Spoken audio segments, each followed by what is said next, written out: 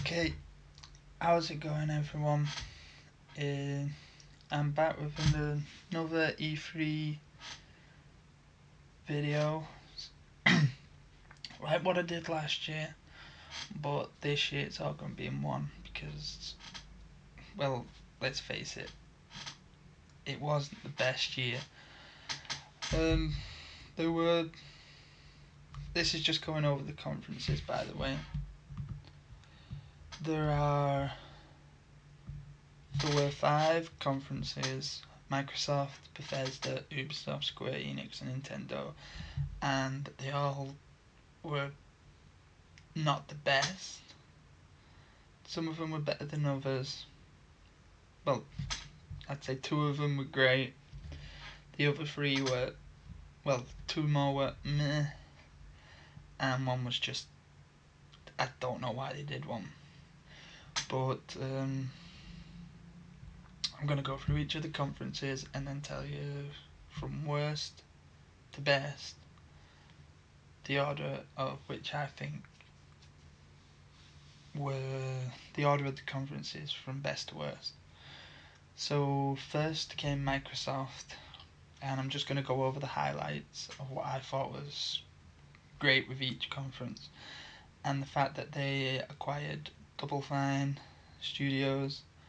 So I don't know what's going to happen with Psychonauts 2, whether that's going to be an Xbox exclusive or Xbox gets more things than everyone else. I don't know how that works, but they now own Double Fine, which, yeah, if you like your Brutal Legend and all them, but that's another studio that I probably won't be playing any games from for a while. Then there was we found out that the new Halo is coming with the new console, which they put on would be coming in holiday 2020. So we basically know when the new consoles are coming now. The thing I want to know is what Sony's going to do with Ghost of Tsushima, because I thought it would have been The Last of Us 2 coming out early 2020, Ghost of Tsushima coming out late 2020, and new consoles early 2021. That's what I thought it would have been. Now I'm not quite so sure whether it'll be a cross-gen or it might just be a straight up PS5. I don't know. But we know that the new Halo is coming out with the new console holiday of 2020. Keanu Reeves is in Cyberpunk, and Cyberpunk got a release date, which is what everyone wanted, which is the 16th of April 2020. From what we got from these conferences, there are a lot of games coming early next year, and it I don't think I have enough time to play them all.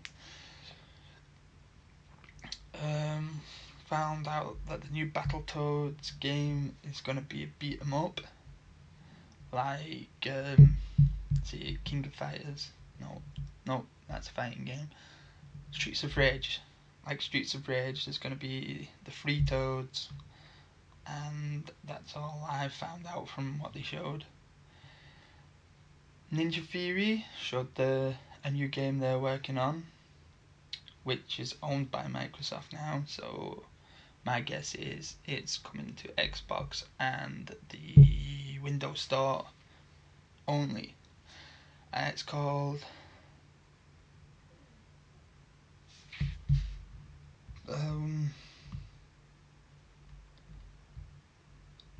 Bleeding Edge.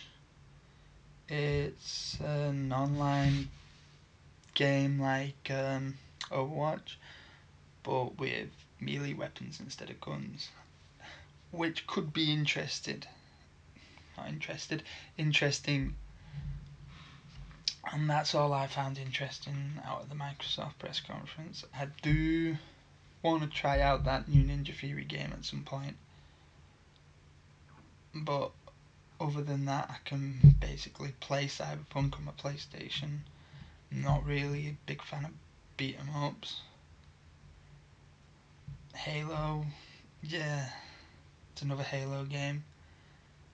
And the only Double Fine game I really played was Brutal Legend, so I'm not too bothered about that one. But the Ninja Theory game I do want to try out at some point. Then came Bethesda, and all I want to say about this is why the fuck did they do a press conference? There was no reason for it. They had, they had two decent game announcements, but no release dates. It was just DLC, add-ons, and stuff we already knew about. If you ask me, they should have skipped this year, come back next year with, let's say, a trailer for Starfield, come back the year after for a release date, skip the next year, and do the same for the Elder Scrolls. But for some reason they want to do it, and they want to do one every year, and this year was just damn right awful. We found out about the Tango Games new game, which didn't interest me from what they showed. The game that did interest me from Bethesda though is Deathloop. It's an someone's going to correct me if I'm wrong, but it's an arcane studio game, and it's like these two people keep going up against each other. When they die, they come back, or at least that's what it looked like from the trailer, and it does look awesome. And the one piece of news that made me interested in actually buying Fallout 76, I probably won't, but the fact that it's getting human NPCs is making, like, if I find it cheap enough, I'll probably buy it and give it a go. But other than that, it's getting human NPCs, which is what everybody thought should have been in the game from the get-go. And the fact that just before E3, Todd Howard had an interview with I think it was IGN, and he said basically we didn't care how the game came out at release, as long as it ends up good. Worst wording he could have put on for the game, in my opinion, 'cause it's basically, I don't give a shit on how we released it, as long as people keep playing it, because we're going to improve it. And it's just not right. But it is getting human NPCs, so they're redeeming themselves bit by bit. The next press conference was Ubisoft, and they had a long chunk of the first section on Watch Dogs Legion. And this is a game I am getting. I played the first one, we all know how that went down. I've not played the second one yet, but I do have it somewhere. And Watch Dogs Legion, it just looks awesome.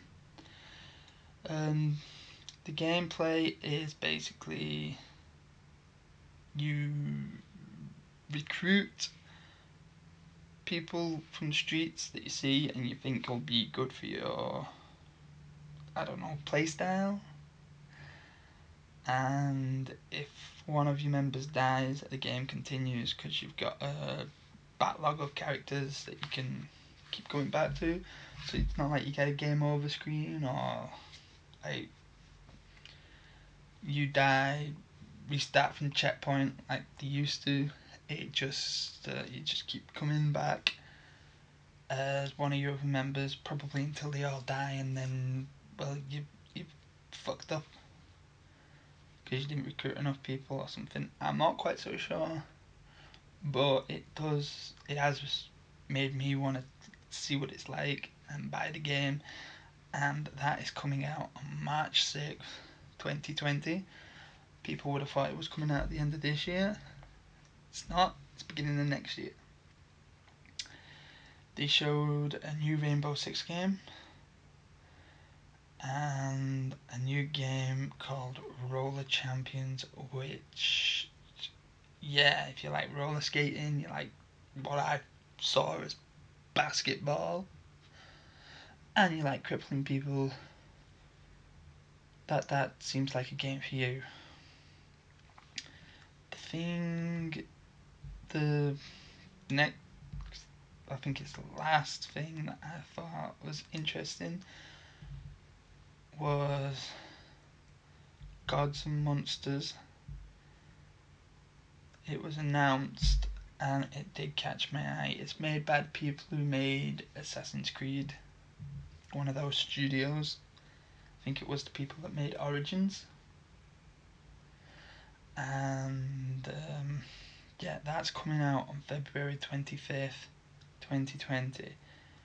Those two games really close to each other, but with the Gods and Monsters, I'm going to have to see some gameplay or something a bit more before I actually pre-order it or get the game, because yeah, Watch Dogs Legion comes out slightly after, and I need to know like if it's a big game or a small game.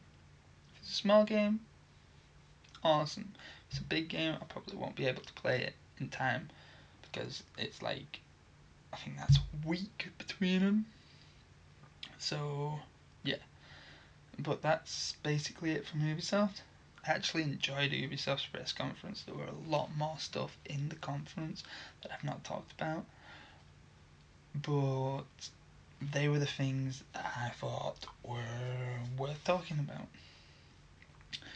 Then the Square Enix press conference came after that one, and Final Fantasy VII was a big portion of the first chunk, and they basically confirmed that it's on like 2 parts, and the release date is the 3rd of March. So you see what I was saying then? All these games coming out in early 2020. It's basically coming out at the same time as Watch Dogs, and I want to play them both. But something's telling me they are going to do something on the PS5 where they put them both together. So I don't know whether to wait or not. I might wait for it to go cheaper before I buy it. I've not decided which one I'm going to wait on yet, but it's most probably going to be Final Fantasy VII, but it is coming out on the 3rd of March 2020. And it is going to be separated into 2 games. Then the studio People Can Fly came out and showed off their new game Outriders, which is, I'm going to say it, it's I think it's free people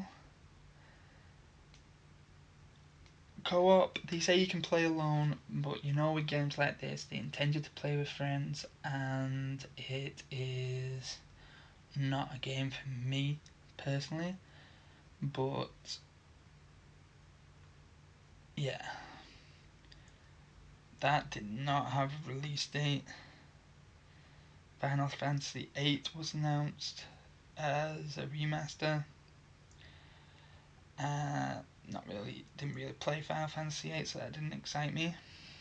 But I know a lot of people found that better than 7, so it's getting a remastered version. And then there was a gameplay trailer for the Avengers game, which I don't know. The people that watch this are probably gonna hate me for saying this, but that gameplay just didn't look right. I don't know if it was my screen or something else, but it just didn't get me excited for the game. It looked old, but it did get a release date of the 15th of May 2020. That's one that I'm not going to get unless they show me something that'll interest me. And finally we had Nintendo, and they showed a trailer for the Dark Crystal Age of Resistance. Someone will correct me, but yeah, that was with Netflix, I think. I think something about that just came out on Netflix, or got announced on Netflix. A movie, not a movie, a series. I'm not sure, but the game got announced and trailered. They showed that The Witcher 3 was coming to the Switch. So anyone who hasn't played The Witcher 3, which I don't think there are many people, or just want to play it on the go, now you can. There was a No More Heroes 3 trailer. I haven't played any of the others, so I don't really know. There was a trailer for Astral Chain and a release date of the 30th of August.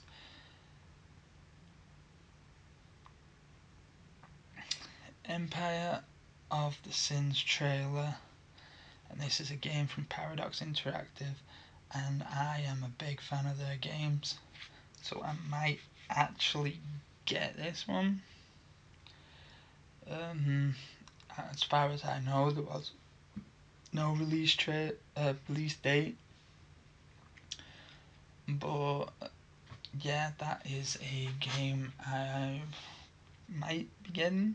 I think it said early 2020. I might be wrong about that, but that's another game coming early 2020, so I might have to wait on that. But other than that, I know there was a lot of stuff that I missed and a lot of stuff that I've not mentioned, but they were the things that I wanted to talk about and that jumped out at me in the conferences. Now, as you can tell by what I said during this one, Bethesda was bottom of the list. It was the worst press conference going by far, and I really don't think they should have done a press conference this year. They announced one cool game but no release date. I remember the first press conference they did, it was around, is it 2014, 15, just before Fallout 4, and that was one of the best conferences they've had. Then they did a couple of shallow ones. They did one for Fallout 76, which got everyone excited last year, and then Fallout 76 came out and everyone hates Bethesda now. Well, hated on Bethesda, but they have fixed the game and it's getting better and better. And this year they should have just left it. They shouldn't have had one. Number 4 was Microsoft. And people are going to say this because I don't own an Xbox, but it isn't. I just thought the other press conferences showed more that I would be interested in, that I want to buy. And the only thing that I found interesting from Microsoft's press conference is we now know when the new gen consoles are basically coming out. Whether Sony releases theirs in 2021 or not, I do not know, because they've not announced when it's getting released, but we have a rough area because they normally come out close together. After that was Nintendo. I have a Switch, but the thing I don't like with Nintendo is even, I think it came out in 2013. No, wait, that's not right. 2015, I think it was. 2015, 2016. And some of the games that came out at release are still full price. I'm not buying them until they're cheap, and that's the problem because they're missing out. Yeah, they might not get full price for it, but they're still getting some money if they lower the price. But they're not lowering the price. There are not that many Nintendo games that I'm interested in, and so it comes in at number 3. They didn't announce anything. I'm sure it was Nintendo that announced Babylon's Fall last year. I wanted more information on that. It might have been Square Enix, I'm not quite so sure. But whichever one it was, I wanted more info on that. It didn't have to have a release date, I just wanted to know what it was because it got me so interested. But nothing. Nintendo number 3, Square Enix number 2. The Avengers game, Final Fantasy 7. I mean, that puts it at number 2 on its own. And then there was Ubisoft at number 1. I enjoyed the press conferences. I've enjoyed them for a while. The only problem I've got with Ubisoft is all their games are basically games as a service now. They keep updating them, they do a fantastic job, but I don't play those kind of games. So when something like Watch Dogs Legion is shown, and the Gods and Monsters that look amazing, and the gameplay looks fun as hell, they're just gonna win it with me. They would have even come above Sony, which I think Sony's done the right thing in not going this year, because they have nothing to show. They want to save everything till next year when they announce the PS5 and then all of the release titles that come with it. It was the better thing to do than what Microsoft did this year. Microsoft should have done the same, but yep, Ubisoft number 1. If you have a different opinion or you want to order the conferences in whatever order you want, please, down in comments, let me know. Put the order why you think it's like that, and I will see you on the next video. Thank you for watching.